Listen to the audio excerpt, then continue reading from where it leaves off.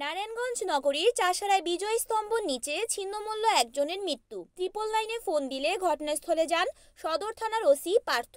সে সময় আশেপাশে খোঁজ নিয়ে দেখেন তার আত্মীয় স্বজন গ্যান্ডারিয়া থাকে। তাদেরকে আনার জন্য সিএনজি পাঠায়। তার ভাই এসে শনাক্ত করেন, তার পরিচয় পাওয়া যায়। মৃত ব্যক্তির নাম ফালান, তার পিতার নাম মালেকা হাওলাদার, ছোট ভাইয়ের নাম নাসির উদ্দিন, মাতার নাম ফরিদা বেগম।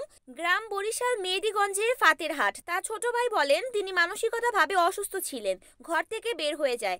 অনেকদিন যাবৎ তার খোঁজ খবর পাওয়া যায়নি। ওসি মহোদয় লোক পাঠিয়েছেন, তাই আমরা চাষারা এসে আমার ভাইকে শনাক্ত করতে পারলাম। তবে এ বিষয় নিয়ে নারায়ণগঞ্জ থানার ওসি পার্থ সাংবাদিকদের জানান, তাদের কেউ বললো যে ওর নাকি আছে, ওর গার্জেন আছে গ্যান্ডারিয়া, এবং কোনো মোবাইল নাম্বার ছিল না।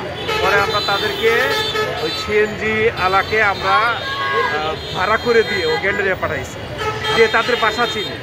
তারপরে তার বাসায় যাওয়ার পরে ভাইদেরও বাসায় পায় নাই, এদের নাম্বার কালেক্ট করছে। পরে আমার তাদের সঙ্গে যোগাযোগ হয় এবং তারা আসছে এবং তারা এসে তো শনাক্ত করলো যে এটা তাদের ভাই।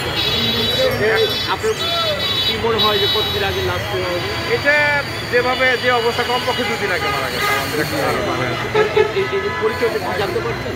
হ্যাঁ, পরিচয়টা তো অজ্ঞাতই ছিল। এখন জানা হলো যে ওনারা যেহেতু আইডেন্টিফাই করলো যে এটা আমাদের ভাই, সে এটাই পরিচয়। এর আগে তো আমাদের আর কোনো পরিচয় ছিল। ঠিক আছে, ওনাদের কাছে হ্যান্ড ওভার করে দিচ্ছে। এখানে স্থানীয়রা যেটা বলছে, স্থানীয়রা যেটা বলছে সেটা হচ্ছে ও হলো টোকাই টাইপের, ঘুরে ফিরে থাকতো।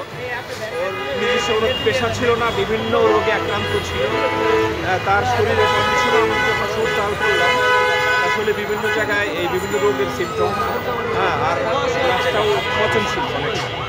তার ভাইয়ের কাছে কি হসপিটাল করছে? হ্যাঁ, ভাই আসলে আমরা প্রসিডিউর অনুযায়ী আমাদের তার কাছে হস্তান্তর করে দিতে পারি। রিপোর্ট সুমন ইসলাম, NAN টিভি, নারায়ণগঞ্জ।